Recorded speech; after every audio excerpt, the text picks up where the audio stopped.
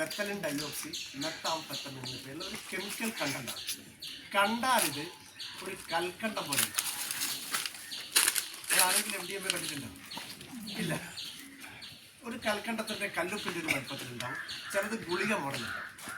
പക്ഷേ ഇതിൻ്റെ പ്രത്യേകത എന്താണെന്നറിയോ? ഒരു കള്ള് കുടിയാൻ 2 പെഗ് അടിച്ചാൽ നമുക്ക് കൃത്യമായിട്ട് മനസ്സിലാവും. ഒന്നുകിൽ അയാളെ കണ്ണു ചോക്കും, അല്ലെങ്കിൽ അയാൾ സംസാരത്തിന് വ്യത്യാസം ഉണ്ടാവും, അയാൾ ആടി നടക്കും, ബാലൻസ് കിട്ടില്ല. MDMA ഉപയോഗിച്ച ഒരു കുട്ടിക്ക് പ്രത്യേകിച്ചുണ്ടാവും. നിങ്ങളുടെ കുട്ടി കോളേജിൽ പഠിക്കുകയാണ്, അവൻ MDMA ഉപയോഗിച്ച് വരികയാണെങ്കിൽ പ്രത്യേകിച്ച് ഒന്നും മനസ്സിലാക്കി. അപ്പൊ നിങ്ങൾക്ക് എപ്പോൾ എങ്ങനെ സത്യം? എല്ലാ ലഹരികളും നമ്മളെ പറ്റിക്കുക. എങ്ങനെയാണ് നമ്മളെ പറ്റിക്കുന്നതെന്നറിയോ? നമ്മളെ തലച്ചോറിൽ